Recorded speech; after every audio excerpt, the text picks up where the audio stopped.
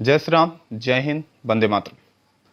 दोस्तों, मनोज मुंतशिर शुक्ला, ठीक है, ये जिस तरीके से रामायण और रामायण के किरदारों तथा संवाद लेखनी में इन्होंने जिस तरीके से हिंदू समाज के ऊपर अत्याचार करने का काम किया है, रामायण और राम कथा को बदनाम करने का काम किया है, ठीक उसी प्रकार से कुछ वैसा ही अत्याचार आप हमारे साथ कर रहे हैं। आप हमारी वीडियो देखते तो हैं, लेकिन लाइक और सब्सक्राइब नहीं करते। तो उम्मीद करता हूं कि आप मेरे वीडियो को लाइक और सब्सक्राइब करेंगे। वहीं जब मेरी वीडियो जिहादियों तक पहुंचती है, ठीक है, इस्लामिक कट्टरपंथियों तक पहुंचती है, तो वो मेरी वीडियो को रिपोर्ट करते हैं, स्पैम करते हैं, और जिसकी वजह से मेरी वीडियो की रीच कम हो जाती है। तो मैं आपसे हाथ जोड़ करके विनती करता हूं कि आप मेरा इसमें सहयोग करें, अधिक से अधिक सहयोग करें। आप स्वयं सब्सक्राइब करें, अपने दोस्तों के साथ शेयर करें। तो चलिए हम मेन मुद्दे पर आते हैं। आज का हमारा जो मेन मुद्दा है वो है मनोज मुंतशिर शुक्ला से, ठीक है। आप जानते हैं कि आदि पुरुष जो फिल्म, अभी फिल्म तो नहीं कह सकते, जो गोबर चल रहा है, माफ कीजिएगा दोस्तों, क्योंकि उस पिक्चर में हमारे आराध्य श्री राम और हमारी आस्था का विषय रामायण को उठा करके जो है फिल्मांकन किया गया है, उसी के ऊपर फिल्मांकन किया गया है। उसमें जो डायलॉग्स इन्होंने लिखे हैं, अधिकतर जो डायलॉग्स लिखे हैं वो मनोज मुंतशिर शुक्ला के द्वारा लिखे गए हैं, जिसमें 3-4 डायलॉग्स तो मुझे खुद जो है अंदर से झकझोर कर रख देते हैं कि इस तरीके के डायलॉग्स किस तरीके से यूज किए जा सकते हैं ऐसी पिक्चरों में, ऐसी फिल्मों में जो कहीं ना कहीं 100 करोड़ हिंदुओं की आस्था का विषय है। हर एक हिंदू, चाहे वो किसी भी तरीके का हो, वो अपने आप को राम से और राम कथा से कभी दूर नहीं रख सकता, जहां तक मेरा मानना है। और आप इतने बड़े समुदाय के लोगों की आस्था के साथ किस प्रकार से खिलवाड़ कर सकते हैं, सोच भी कैसे लेते हैं आप इतना बड़ा खिलवाड़ करने के लिए, उनकी आस्था के साथ खेलने के लिए।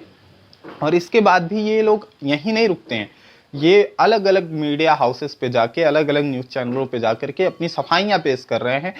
आज से 5 से 6 महीने पहले जब इसका पहला लुक जारी किया गया था, तो विरोध होने पर यही मनोज मुंतशिर शुक्ला जो है न्यूज चैनलों पर बैठ करके ये दावे के साथ कह रहे थे, छाती चौड़ी करके कह रहे थे कि हमारा जो मूल फिल्मांकन का जो मूल विषय वस्तु है वो रामायण ही है, और हमने जैसा रामायण है उसी तरीके से उसे लिखा है, उसमें कोई छेड़छाड़ नहीं की। और आज के समय में ये कहते हैं कि हमारी पिक्चर का नाम तो रामायण है ही नहीं, हमारी फिल्म का नाम तो रामायण है ही नहीं, हमारी फिल्म का नाम है आदि पुरुष, और ये रामायण से प्रेरित है। लेकिन आपने सारे किरदार वही दिखाए हैं, ठीक है, हनुमान जी को दिखाया, राम जी को दिखाया, लक्ष्मण को दिखाया, सीता को दिखाया, रावण को दिखाया, मेघनाथ को दिखाया, फिर आप रामायण कैसे नहीं कह सकते। दूसरी बात, इन्होंने जो डायलॉग्स लिखे हैं, जैसे कि क्यों तेरी जली ना, फिर वो क्या डायलॉग्स था, कपड़ा, हाँ, तो हनुमान जी कहते हैं कपड़ा तेरे बाप का, ठीक है, आग तेरे बाप की, तेल तेरे बाप का, और चलेगा भी तेरे बाप का, ठीक है। ऐसे डायलॉग्स कहाँ से लिख लेते हैं लोग, और इस तरीके के डायलॉग्स को फिल्म में ला करके अब क्या प्रदर्शित करना चाहते हैं, क्या बताना चाहते हैं, किस तरीके का संदेश देना चाहते हैं। दूसरा एक डायलॉग था जब हनुमान जी वाटिका में जाते हैं जहां पर सीता जी रह रही होती हैं, अशोक वाटिका, वहां पर पहुंचने के बाद रावण पहुंचता और कहता है तुम अपनी बुआ का बगीचा समझ के टहलने चले आए, ठीक है। ये क्या सब, मुझे तो लगता है कि मेघनाथ को इन्होंने कार्टून बना के रख दिया है। वो कार्टून आर्टिस्ट नहीं होते हैं जो टैटू आर्टिस्ट होते हैं, पूरे शरीर पे टैटू गुदा हुआ। क्या रामायण के समय में टैटू अब बना करती थी? क्या मेघनाथ के शरीर पे टैटू था? ठीक है, मेघनाथ कहीं से मेघनाथ नहीं लगता है, ठीक है, वो कोई टैटू आर्टिस्ट या पागल सा व्यक्ति दिखता है, ठीक है। और उसके बाद से मुझे लगता है कि एक डायलॉग रह गया था जो मनोज मुंतशिर शुक्ला जी को मैं अपनी तरफ से बताना चाहूंगा कि शायद आप जब रामायण में या आपकी फिल्म में आदि पुरुष में जब विभीषण रावण का विरोध करता है, तो रावण को ये डायलॉग भी बोल देना चाहिए था, गद्दारी करबे तोरी डैश डैश डैश, आप जानते ही हैं, ठीक है।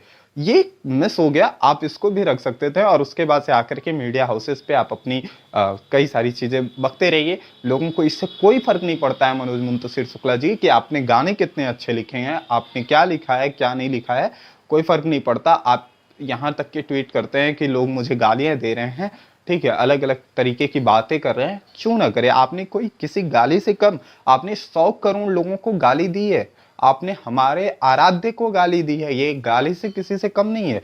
ये पूरी की पूरी एक गाली आपने हमारे आराध्य को दिया है। आप हमारी आस्थाओं को ठेस पहुंचाए हैं।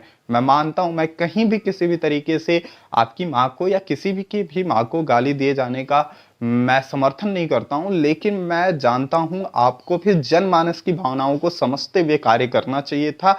आप जानते हैं कि रामायण केवल और केवल एक धर्म ग्रंथ नहीं है, ये हिंदुओं की सबसे बड़ी आस्था का विषय है। राम कोई व्यक्ति नहीं है, राम कोई पुरुष नहीं है, राम कोई माइथोलॉजिकल पर्सन नहीं है जिसको लोग ऐसे ही देखेंगे भूल जाएंगे। ठीक है, आपने ये वाला जेस्चर दिखाया, इससे बढ़िया तो जापानीज कार्टून आया था जिसमें प्रणाम और नमस्कार को उन्होंने दिखाया। आप क्या कौन सा कल्चर अपना रहे हैं? जब आप नहीं सोच पाए तो कुछ लोग जो इतने धार्मिक हैं, जो इतने राम से जुड़े हुए हैं, उनकी जब आस्था को ठेस पहुंचा तो वो मुझे लगता है कि शब्दों की मर्यादा भूल गए होंगे। तो आपको इसे भी जो है समझने की जरूरत है।